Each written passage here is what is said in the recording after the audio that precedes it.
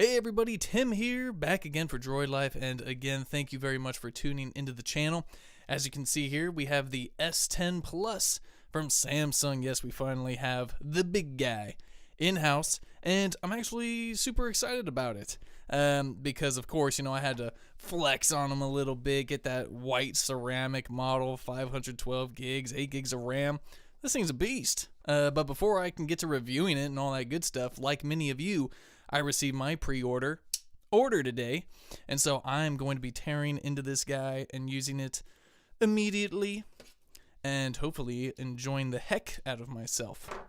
But again, until I can review and all that, we gotta unbox. So as you can see, I went ahead and cut her open, and now, there's something up there.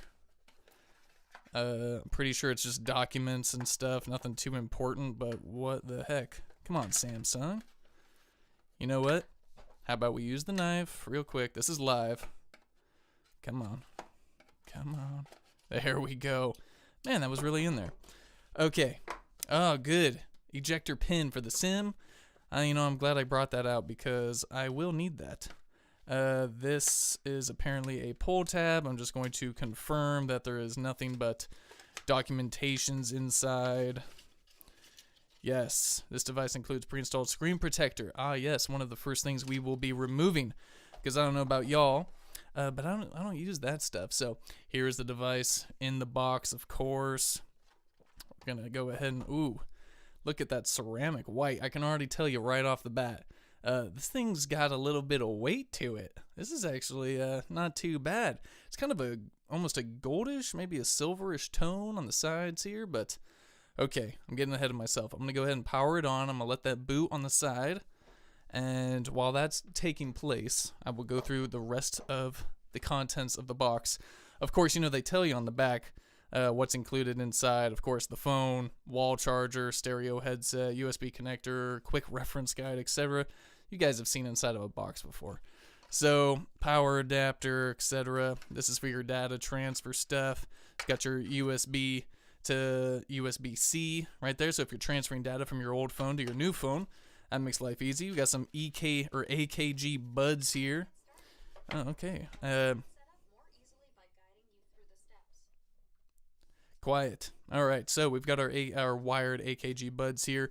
3.5 millimeter, of course, because this phone does have a 3.5 millimeter headphone jack, while everyone else seems to be ditching it and taking it away. Samsung, the company that just keeps on giving. What else do we got here? We've got, of course, a USB. This is our charging cable to USB-C. So, while I make a mess and do all that, let's talk about specs real quick. Go over the phone at least. Again, very heavy in hand. I'm happy to report this is the ceramic white edition. 512 gigs of storage, at least on this model, 8 gigs of RAM. Other specs, of course, include Snapdragon 855 processor, 6.7-inch AMOLED HDR Plus Infinity O display for those dual front-facing cameras right there. Quad HD, 522 PPI. Pretty sure I said 6.4-inch, not 6.7-inch, just in case I did make that mistake. Also thinking about the Galaxy S10 5G, but this one 6.4-inch, still AMOLED, still HDR Plus, Infinity O for the dual. So the phone does come in either 8 gigs up to 12 gigs of RAM, 512 gigs of storage, up to 1 terabyte of storage. For these ceramic models, if this is what you wanted to go for, it starts at the 8 gig 512 option. Starts at $1,249 here in the US, so pretty expensive. 4,100 milliamp hour battery, fast wired charging, fast wireless charging 2.0, and of course wireless power share. You can stick some Galaxy Buds on there, stick a new Galaxy Watch on there, and it's going to charge up. Triple rear cameras set up here on the back side, 3 cameras, one 12 megapixel telephoto lens, one wide angle 12 megapixel lens, and then the ultra wide 16 megapixel lens. I don't know if you've seen a lot of shots on the web, but those ultra wide shots are ultra wide, so looking pretty good on there on the back side. Front camera, dual system, One is just for sensing the depth, though, to allow for a pretty sweet front-facing portrait mode. It's a 10 megapixel dual pixel autofocus camera, and then the 8 megapixel, which is the RGB depth sensing camera. So that secondary camera doesn't really do anything except for sense the depth inside of a picture, which is just fine and makes for a great effect for all you selfie lovers. IP68 rating. Ultrasonic fingerprint reader right down here in the bottom front, which I'll show you once we get this all booted up and out of the way. And comes in white, black, green, blue, yellow, whole bunch of sweet colors. So this is the outside. I will, of course, start taking off all of the stickers and getting my nasty paws all over it. And, oh, it's a very gorgeous device. I'm already in love. The weight is really nice. I'm really happy I went with this ceramic model. So let's go ahead, we'll get the software going, and we'll be right back.